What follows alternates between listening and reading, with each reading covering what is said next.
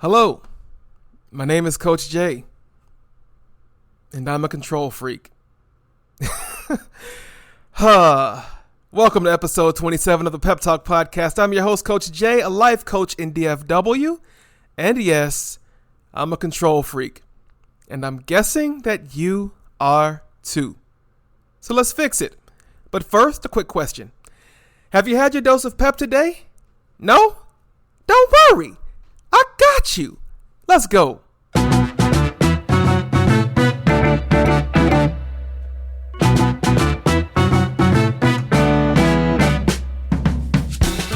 Yo, welcome to episode 27 of the PepTalk Podcast. I'm your host, Coach J, a life coach in DFW, and you know the mission of the podcast is to cheer you on and to coach you up. That's right, we're your biggest fan, but we're also issuing the challenge that there is a greater level of growth for you to achieve.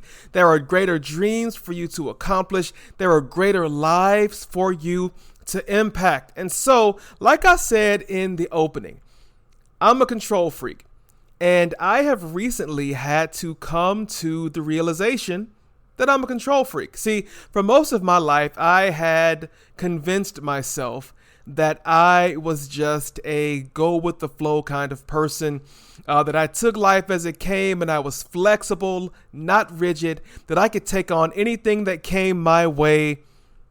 No problem, right? No diggity, no doubt. I was the complete antithesis of a control freak. So imagine my surprise to have discovered that over the last 4 years, I have definitely become a control freak. I had a moment this week, and this is just a transparent moment, me to you. So I had a moment this week where I think I probably had something very close to a panic attack, because there were a lot of things that were swirling out of my control, and I could not put my hands on any of them to wrangle them in so that I could exert any measure of influence or control over them to change what we were dealing with, what I was dealing with, what our family was dealing with in that moment. And I just kind of had a moment, y'all, where I lost it. And it kind of hit me this morning that I am a control freak.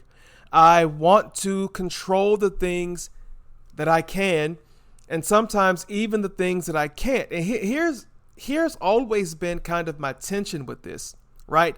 I used to always tell myself that there's no issue with me exerting control where I can exert control. So if somebody tells me no and I think that they should tell me yes, and I think that my control could overwhelm their answer, I had no problems exerting control. And as I look back at it now, I see that I was trying to manipulate situations for my good. And when I'm in a situation where I cannot manipulate things for my good and for a better outcome for myself or for my family, when I'm in a situation where I cannot be Thanos with the infinity gauntlet and I can't just control mind and reality and all these different things, something inside of me throws a temper tantrum, and I don't like it. And I'm willing to bet that there are a lot of you out there who can identify with that sentiment, with that stimuli, and also with that reaction. We want to have control. We want to be in control. And when we are not in control, it causes serious problems for it. Now, what I want to talk about in this episode is really for the control freak. And if you are not a control freak, if you don't think you are, I want you to listen anyway. Because even if you aren't right now, at some point in your life, it is very possible that you could become a control freak. So I want to look at three things, okay? So number one, what does it mean to be a control freak? Number two, what are the symptoms? And number three, how can we break free from those control freak tendencies? Because regardless of what anybody will tell you, and there are infinitely rich and famous and smarter people out there who would say that being a control freak has helped them to obtain the success that they've obtained in the world. I kind of push back on that. Okay? Just because I really don't think that life is healthily lived with the control freak mindset and a control freak mode of operation. So we're going to talk about these three things. Again, what does it mean to be a control freak? Number two, what are the symptoms? And then how can we break free from those tendencies? And my aim is that by the end of this episode, I help me.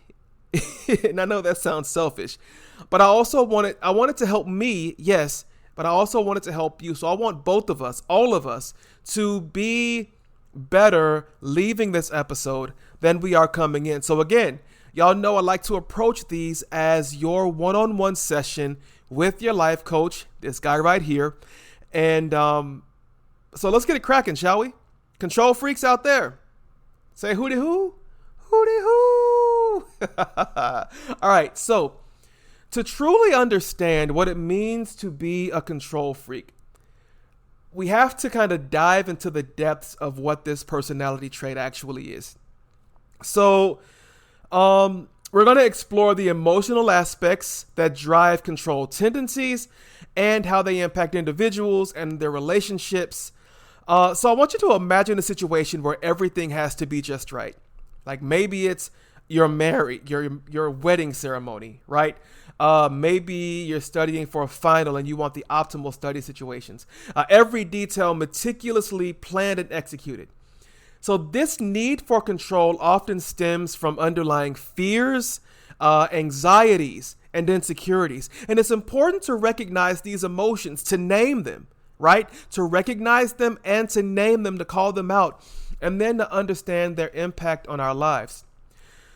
So some of the emotional aspects that drive control tendencies arise from a fear of uncertainty, a need for validation, or a lack of trust in others. So for me, right, I recognize that I have a very deep-seated need to be validated. And we talked about this in the last episode with the 4 agreements,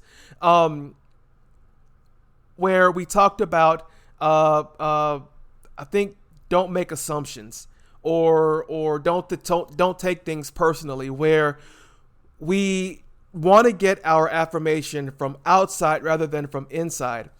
For me, I've noticed that it's very much a thing that I want to be validated, right?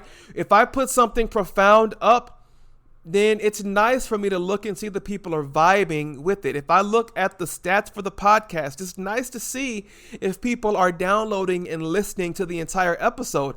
That's a source of validation that I have had to work through to understand that just because 30 people listen or 100 people listen, or just because I post a reel and 100 people listen or 1,000 people listen, that validation should not mean more to me than validation that comes from inside of me or from my wife and from my children. So I've noticed that in me, that's an emotional aspect that drives control tendencies. And it's crucial to address these emotions and understand their roots by acknowledging fears and insecurities. Y'all, and I almost need to do an episode just on fears and insecurities, because they're at the root of everything that we talk about on this podcast. They drive our negative mindsets. They drive our negative self-narratives. But when we begin to understand them and we're able to dig and see where they come from, then we can begin a journey toward letting go of excessive control. Y'all, because control is excessive and control will ruin your life. Okay? Now, some of the symptoms of being a control freak. All right, so let's look at some scenarios and some sample case studies to illustrate the impact of excessive control on individuals and their environments. Okay, so now these are based on people, but I'm changing the names to protect the innocent, like they do on TV. So first off, we're going to talk about Sarah. Okay, so Sarah is a dedicated project manager who struggles with micromanagement. So, in Sarah's story, the way that her control tendencies manifest in different aspects is in perfectionism. So she wants everything to be perfect. As a project manager, she wants everything to be perfect. She wants everything to be on point. So she has a very high standard set for herself. And a high standard in and of itself is not a problem, right? We all should have high standards that we are striving to meet. However, perfectionism is a problem. So like in case study 2, David, he's a perfectionist control freak, and he always feels overwhelmed by the pressure he puts on himself and his loved ones. So high standards mixed with perfectionism is overwhelming. Like when I started this podcast, yes, I had high standards. I wanted to put good information out there. I wanted this podcast to be something that can help people. But I'm not a perfectionist to the degree that the sound has to be just right, that I'll spend hours upon hours editing it. Because to me, the spirit of what I'm coming to you all with every day, every Monday, is worth more than every edit that I could ever put into the podcast. So it's important for me to have high standards, but everything doesn't have to be perfect. And when you are a perfectionist control freak, it impacts your happiness and it prevents you from enjoying the present moment. Now, it's clear that being a control freak has detrimental effects, right? And before we jump into these practical strategies that can help individuals embrace flexibility and let go of excessive control, I want to dig a little bit more deeply into these aspects of what a control freak actually looks like, so that if you don't know if you are, then you can take some time, take some notes, and decide if you are a control freak or not. So here we go. So to recap, these are questions to help you see if you identify as being a control freak. All right, so number 1, are my beliefs, efforts, and actions enhancing my life and career? Or are they consuming them? Ooh. Are my beliefs, efforts, and actions enhancing my life and career, or are they consuming them? Oh, that's good. Number 2, when speaking with people, am I primarily focused on what I need to do to cover my own agenda? Or am I listening to them to understand what they need? Listen again. When speaking with people, am I primarily focused on what I need to do to cover my own agenda? Or am I sincerely focused on listening to understand what they need? Number 3, do I allow fear, that is, fear of what I don't want to happen, to guide my actions and decisions? Again, do I allow fear, that is, the fear of what I don't want to happen, to guide my actions and decisions? Number 4, is it difficult for me to just let go and trust the processes that are in place? Can you trust the process? Number 5, do I focus on pushing to avoid a consequence or what I want to avoid happening? Or do I focus on being pulled toward a goal, a vision, or positive outcome that I want? So do I focus on pushing to avoid a consequence, or do I focus on being pulled toward a goal? There's a big difference there. There's a big difference in where the energy is going to. Number 6, am I a perfectionist? Are you a perfectionist? Number 7, do I struggle with being patient and parking my judgment and assumptions in order to stay objective and create new possibilities during a conversation? Listen again. Do I struggle with being patient and parking my judgment and assumptions in order to stay objective and create new possibilities during a conversation? Number 8, Am I patient? That's a big one. Am I patient? I can answer that one. I've discovered that I am not patient. I'm not patient. Now, these questions, if you answer them honestly, will help you identify, or at least begin to be on the road to identifying, if you are a control freak. And if you are, it's okay. It's better to identify it now than to allow it to take 20, 30 years of your life, and you look back and you see what might have been if you had just been able to let the reins go just a little bit more. Now, from a personal standpoint, I can tell you that a lot of my control freakism stems from me not being patient. Me wanting things to happen in the timing that I want them to happen, or in the timing that I need them to happen. I heard an interesting definition of what patience is, and I'm not going to go, really deep into this whole patience thing, but a definition of patience that I heard from my pastor was that patience is agreeing to go at the pace of someone else. Patience is agreeing to go at the pace of someone else, meaning that I take my hands off the wheel and I agree to let someone else control the pace, which is not an easy thing for me to do. And that is really what allowed me to begin to see that I was a control freak.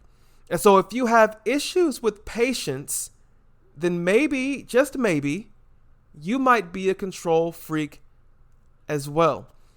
I think about the prayer of serenity. God, give me the serenity to change the things I can, to accept the things I can't, and the wisdom to know the difference. I think I said that right. I may have them out of order, but the gist of it is just the same. It's this whole idea of being okay with the pace not being in my control or in your control, but the pace being according to a schedule that somebody else has set. Now that triggers me. And it's something that I know that I need to work on.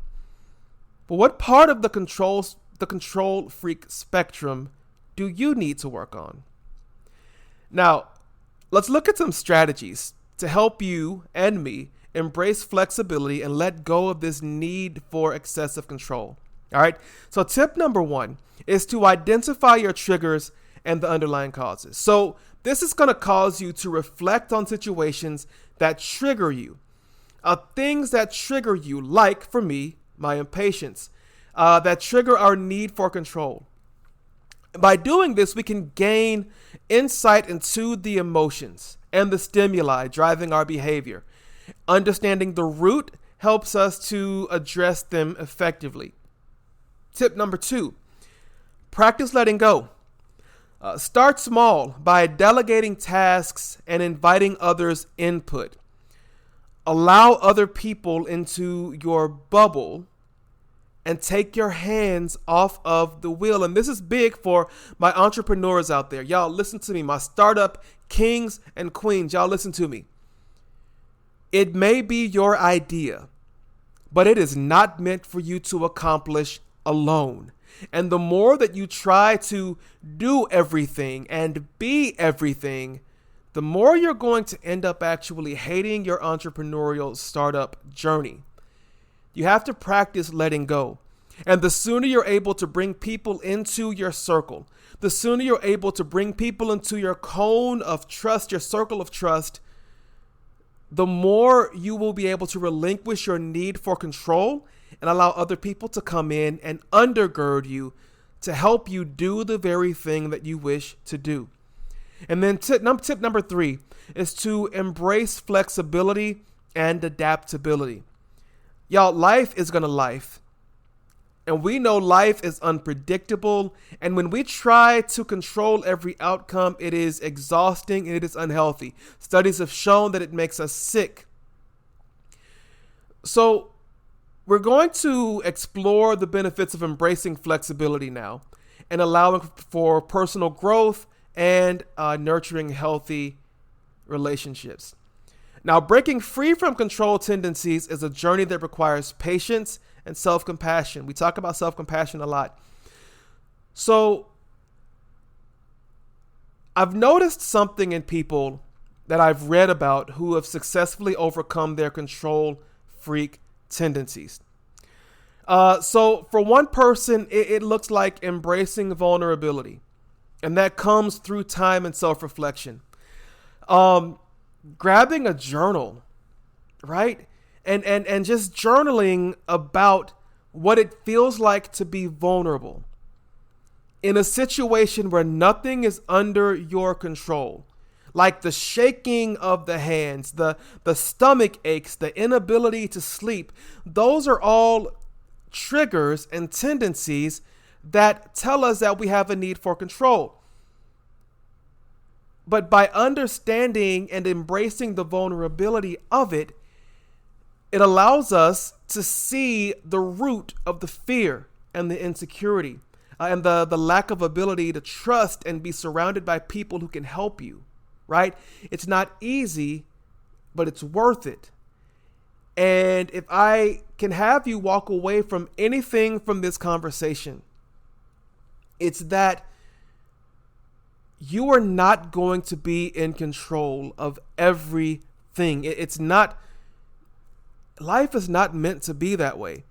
I don't care whether you have a religious affiliation or not. There are things that are going to happen to you. There are things that are going to happen that will not be in your control. That layoff, you couldn't control it. That termination, y'all, I've been terminated. It was not in my control. I didn't see it happening. That job I didn't get, that was not in my control, because if it were in my control, I definitely would have gotten that job. But it's about accepting that not everything will be in your control, and also having the emotional maturity, the vulnerability, the presence of mind, the mindset to understand that even when something is outside of my control, that doesn't mean that it's a bad thing. It doesn't mean that it's a cause for me to freak out. Actually,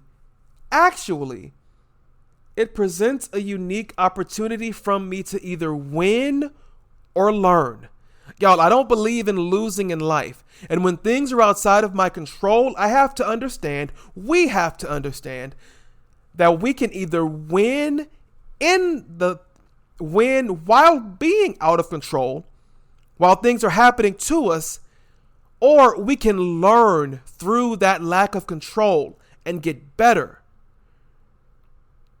Listen to me again. You don't lose. You either win or you learn. Life is a win-learn proposition. And if you have the mindset that through this situation, as you're trying to manage and override your control freak tendencies, as you begin to understand that you either win or learn, guess what? You win. You absolutely win. Life is unpredictable, but embrace the unpredictability of life. I have a friend, a really good friend, an opportunity to move and take on a different responsibility presented itself just seemingly out of nowhere. And her family had to make a split-second decision to just go with it. That there was no control that they had. Yes, she had to decide to go for the opportunity. However, it felt like life was already pulling her toward it. Now, there were many reasons for her to stay put. However, she had the presence of mind to put her hands up and say, okay, I'm going to go with this. I'm going to win from it, and I'm going to learn from it. And in doing so, she has placed her family in a great situation. And I know that she's listening to this episode, and I give you golf claps because I'm proud of you, and I think it's amazing. We don't have to let our control freak tendencies take over our lives. We don't. We absolutely don't. And I hope that over the course of this discussion, it's helped you to realize where you sit on that spectrum of being a control freak, but also that there are other options for you. There are other options for you. You don't have to be a control freak forever because you will burn yourself out. So when we come back, we're going to wrap this episode up. I'm going to give you the quote of the day, some closing thoughts, and then we will close out episode 27 of the Pep Talk Podcast. I'm your boy, Coach Jay. We'll be right back.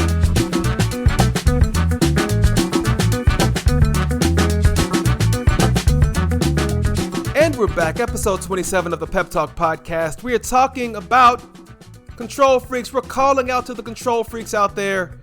And I'm telling you that I'm one of you, but we don't have to be that way. We can take our hands off of the wheel. We don't have to white knuckle it through life. There is a better way. There is a better way.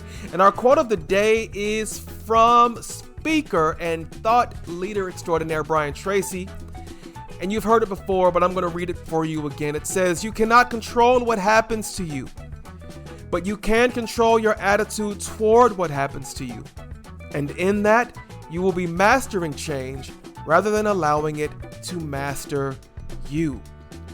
Boom, shaka, laka, he's on fire. You can't control what happens to you, but you can control your mindset. You can control your actions. You can control your behaviors. Oof, I'm talking to somebody. You can do it. I can do it. And we can do it together. All right? I'm challenging you to spend this next 30 days becoming keenly aware of the things that are happening right now in your life that are outside of your control. And I'm also challenging you to recognize the fear and insecurity that is driving your reactions and your behaviors in the midst of those things. You've got to recognize them. You have to name them in order to be able to claim dominion over them. And I believe that you can do it. I believe that I can do it. And with that, I'm just going to lastly say that embracing flexibility and adapting to change and cultivating trust are key steps on the transformative journey of leaving your control freaky ways in the past. There is more. There is better for you in life than having your name and having your hands on everything in your life. And this wraps up episode 27 of the Pep Talk Podcast. Yo, we are getting very close to the end of this season. And by very close, I mean episode 28 will be the end of season 1. And y'all, I am excited about what season 2 is going to be about. We're going to take a little break after episode 28. And then we'll be back with season 2. Y'all, it's going to be great. It's going to be great. Thank you all for rocking with us through 27 episodes of this podcast. Y'all, I love you so much. I love you. I love you. I think you're great. I think you are important. I'd give you a hug and shake your hand if you were right in front of me and just tell you from my heart to yours, thank you. Thank you. Thank you. Thank you. I hope that you found this exploration of control tendencies to be helpful, insightful, and remember, change is possible. Breaking free from excessive control is within your grasp. You can do it. And if you have questions or other topics you'd like us to discuss, please reach out to us at thepeppodcast@gmail.com. Until next time, y'all, keep it love, keep it light, and keep it peppy. We'll see you next week, episode 28. Peace.